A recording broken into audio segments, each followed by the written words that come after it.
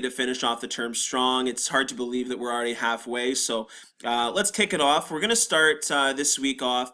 We're going to be talking about group dynamics. And so I think the first thing that we have to do when we talk about group dynamics is first to do a little bit of a definition of a couple things. And the first thing, obviously, is to define what actually is a group. So a group is defined as two or more interdependent people who influence another through social interaction. In the definition of groups, the most important element of that definition is the idea of social interaction. When we're defining groups, we can put a bunch of people in a room together, but that doesn't necessarily form a group. It's only when we introduce some kind of task or some kind of connection that they become a rudimentary group or a simple group. And when we do that, we come up with different ways to describe those groups. Things like dyads for two people, triads might describe small groups, all the way up to larger groups that we might call mobs, crowds, congregations. Each of those words have a different context. For example, congregations would typically be religious groups. Mobs, we often think of sort of an angry crowd. Or a crowd, we might think of a group of people at a sports event. As groups become larger, the relationships between those people decreases. Smaller groups, obviously, because there's less people to interact with, would have closer connections than people who were in a group of, let's say, 30 or 40, or if we're talking about a sports event, maybe 40,000. So when we talk about those different types of groups, we can often think of them as basically being categorized. We'll often categorize groups of people by relating them to each other through a quality that they have, a specific trait, a physical feature, some kind of behavior, or even a location that they're in. So for example, people from New York, we call them New Yorkers. We have that sort of, they have a name for themselves. People who have the characteristics of being shy or quiet, we might call them introverts. People who like to wager money on games of chance, we'd call them gamblers. So we are able to group people together by those different traits or features or locations. And that really leads into this idea also similar along the lines of categorizing, but classifying different types of groups. So in 1909, a sociologist named Charles Cooley, he created a classification system to sort of help us identify different types of groups. And the two classifications of groups that he came up with were primary groups and secondary groups. The first one, obviously, primary groups. Some characteristics of primary groups are that they're small, long-term groups that are often characterized by face-to-face interactions. And so they get to know each other really well. And with that, this idea of high cohesiveness, high solidarity, and high member identification, these are people who are really going to know each other really well. They're also typically involuntary by nature. So one of the best examples of a primary group is really your family. You don't have a choice about who your family is. You're born into that.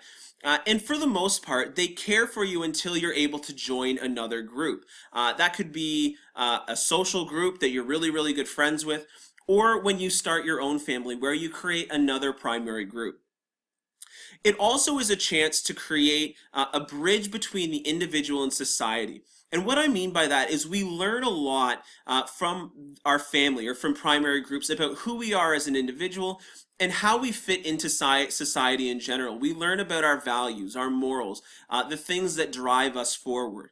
And so our interactions with our primary groups are really what helps us fit into society as a whole. So we've looked at primary groups. Now let's look at secondary groups. Secondary groups are really just larger in nature. They don't necessarily have the same kind of connection that you would in a primary group. You may not identify closely with the people in that group.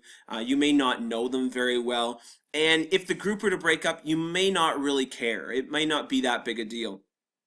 They're oftentimes more formalized. And what I mean by that is you're not necessarily born into them, but you're in a sort of a more formal setting. So for example, a secondary group, an example of that might be a class that you're in college. You might know those people to some degree. You might have somewhat of a relationship with them, but you don't really know them on a really deep personal level. But you're in that formal setting. So you've been grouped together in that formal setting, but without the real emphasis on making strong connections with those people. They're also often shorter in duration and again, less emotionally involving.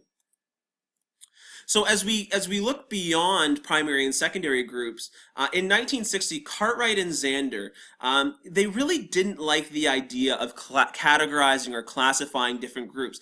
They found that process somewhat complex, and they felt like people got confined into one of those different classifications.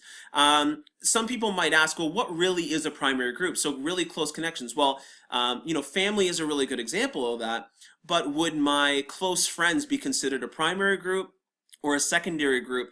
And then at what point would they move from a secondary group to a primary group? So they didn't really like that, the complexity of primary secondary groups. And so what they did instead was develop two different types of groups, which they called planned and emergent groups. So planned groups are groups that are formed deliberately by some kind of external authority for a particular purpose. And so again, you might look at a class like that, groups that are coming together in college classes. You're sort of put into that group. You don't really have a choice in where you're going, but it's deliberately formed for whatever purpose. They also have a really defined task, a real purpose for being together. They also have a set of rules that governs how that group interacts with each other and what those goals of the group are. They also might lack an emotional substance. When we talk about planned groups, we can sort of more closely relate those to secondary groups in that lack of emotional connection, not necessarily, those groups coming together as one. Emergent groups are what we would probably more closely identify with a primary group. And it's really, an emergent group would be created when people come together naturally and are continually interacting with each other. And through those interactions, they develop some kind of social structure. They learn each other's personalities, their behaviors, what makes them tick as individuals as that time goes on. And in that time, they also start to develop unwritten norms or things that define behavior in their group. What's appropriate, what's inappropriate, kind of those social cues that guide the group's behavior. They also aren't necessarily focused on achieving a goal like an emergent group would be. There's not that task focus. The real goal here is just being together, enjoying each other's company. And so an emergent group is a very different type of group than a planned group. So now that we've looked at these different classifications, categorization of groups, we now need to look at this idea of group dynamics.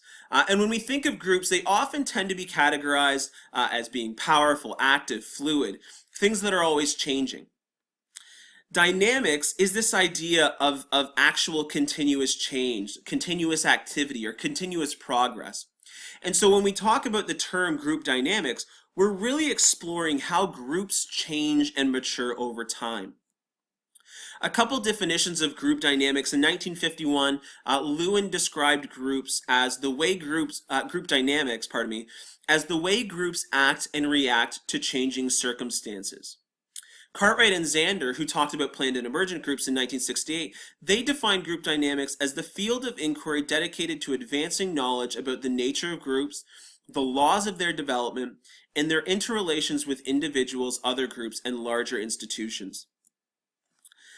In addition to all of those ideas about group dynamics, Tuckman developed what we look at as a really good model for describing this process of change in group dynamics. He developed what he called stages of group or team development. And there are 5 steps to this stage. We have forming, storming, norming, performing, and adjourning, or adjourning just because it rhymes. These 5 stages are going to be discussed a little bit further later on. So your next steps for this week are to go back into the weekly content folder, and there are a couple of the things that you're going to have to do. The first thing is you're going to watch a YouTube video that describes Tuckman's stages of group development. This is really important because you're going to need to use these ideas when you do your weekly assessment. The next video you're going to watch is actually from the movie Coach Carter. It's a fantastic movie. If you haven't seen it, I'd recommend it.